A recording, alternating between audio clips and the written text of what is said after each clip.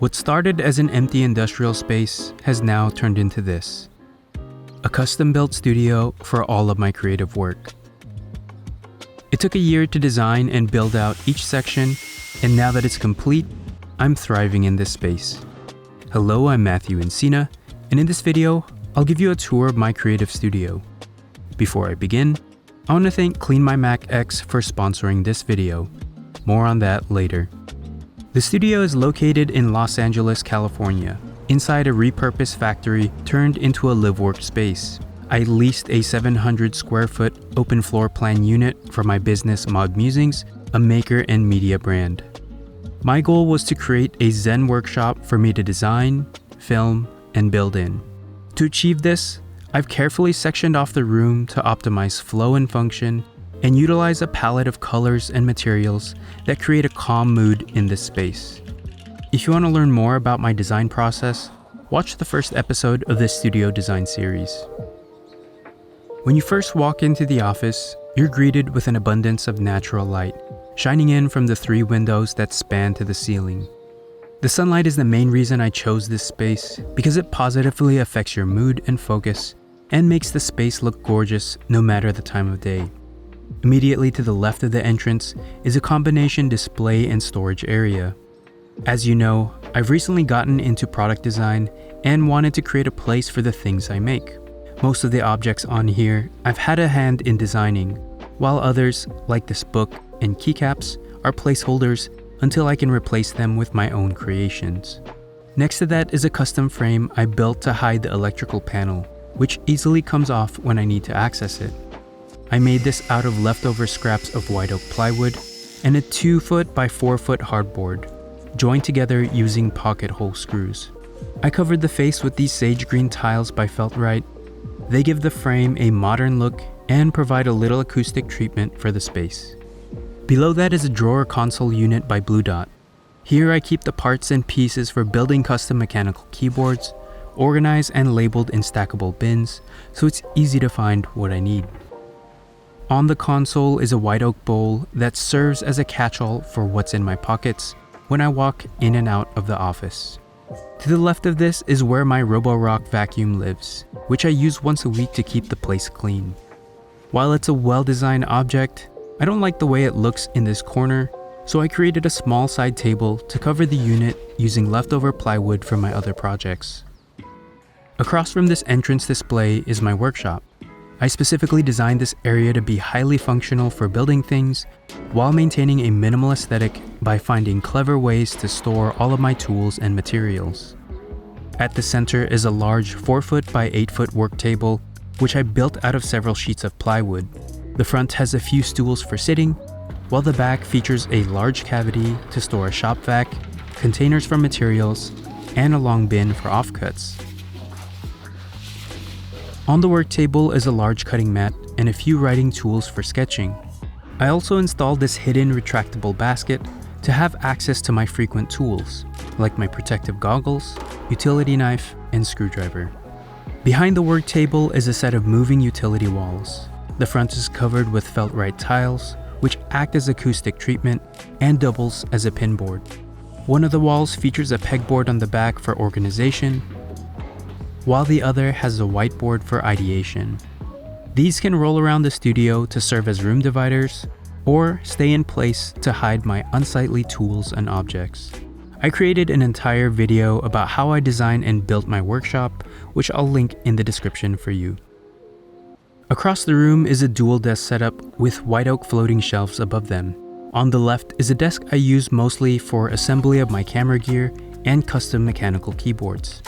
I utilize a pegboard above it to display my collection and organize my frequently used tools. To store my accessories, I have an IKEA Alex drawer, which I customize with white oak paneling to give it a unique look. I also have a slim Otis tower with pull-out trays for all of my cables. The desk on the right is where I do my digital work. It's a white oak sit-stand desk with plenty of surface to work on. I've created detailed videos of my desk setup and the accessories I use, which I'll link in the description below if you want to learn more. I use my MacBook Pro for all of my work here at the studio, at home, and on the go. so it's important to me that my machine runs smoothly at all times. And that's where CleanMyMac X, the sponsor of today's video, comes in.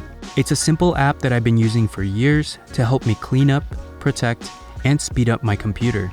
With the click of a button, I can run Smart Scan, which helps me identify junk files that can be deleted, find hidden malware threats, and optimize my computer tasks and memory. The software I use every day creates temporary cache files and occupies RAM, which slows down my computer. With CleanMyMac X, I can clear those caches simply and safely. I also use this for my app maintenance. The uninstaller helps point out apps that I don't use anymore, which can free up space. When it comes time to uninstall something, it removes the app and related files, which usually get left on your system if you're manually removing apps. The updater keeps all of my software up to date and looks out for compatibility issues to ensure things will still run properly post-update.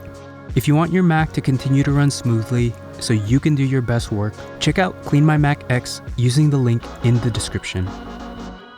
Next to my desks, all along the wall, is a collection of custom-built cabinet storage units, which I designed around the unusual cavity beneath the windows. Here, I have deep storage for large items like lights and tripods, and have shallow storage for small items like my chargers, cables, and adapters. To organize things, I utilize the same stacking crates I have in my workshop and a few other stackable bins to make the most of the vertical space inside the cabinets. For small parts like adapters, I organize them in this plastic hardware drawer. In the middle of this storage is a cart that's held in place with a magnet release. It can be rolled out completely if I need a cart to move things around. As you move across the room, you'll end up at my coffee bar. It's a mobile cart I made out of an IKEA drawer to host my pour-over and espresso machine. I have a dedicated video on the details of the setup linked in the description. This has been one of my favorite additions to the studio. Taking a break to make a coffee in the afternoons is such a relaxing ritual. There's something incredibly satisfying about trying new beans, experimenting with extraction methods, and practicing latte art.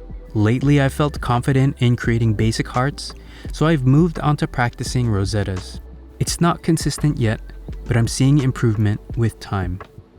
To enjoy that cup of coffee and to congregate with friends, I created this lounge area in the middle of the studio. I have a pair of ottomans on top of a large padded rug. One of them has a steel top, so I could use it as a side table, but can be removed if I want additional seating. The round shape of the ottomans keep the floor plan feeling open and not boxed in like a traditional couch would. The centerpiece of the studio is a large 20-year-old Monstera I got from my parents. This, along with the other plants I've added to the studio, help break up the rigid lines with organic shapes. Having all of this greenery and sunlight brings a palpable sense of calm to the space. One goal I had for the studio is for it to serve as a beautiful backdrop for my content, no matter the angle. When I shoot, I try to work with natural light as much as possible. The hard lighting coming into the space during the afternoons looks incredible, creating interesting shapes and casting long shadows across the environment. When the sun is too intense, I roll down my filter shades to diffuse the light for a softer look in camera and to minimize reflections on my monitor. And for complete control of lighting, I can roll down my blackout shades.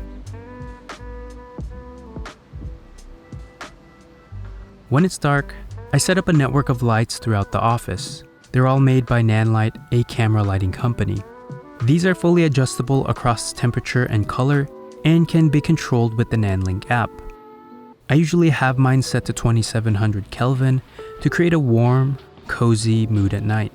But when I'm checking colors of physical samples, I change the temperature of the lights to be daylight balance at 5600 Kelvin to ensure accuracy in my design work. When I'm doing less intense tasks, like spot checking colors, I prefer to have ambient sounds in the background to keep me company. Sometimes I'll play chill beats through Spotify, which I control with my iPad and listen to through these speakers that fill the room. The last layer to my studio is scent. I've been using this wireless diffuser at the center of my office, paired with a Santal fragrance. I get compliments on this all the time whenever I have visitors.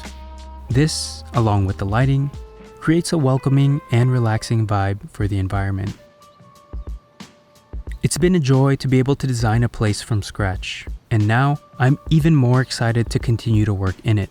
I have a few interesting projects coming up on the channel, sharing my process and the products I'm designing, so subscribe if you'd like to follow along. And if there's something you'd like to see more of, leave me a comment with your suggestions and questions. If you're interested in learning more details about the design and build of this studio, check out the blog and links in the description. With that out of the way, it's time to get back to work.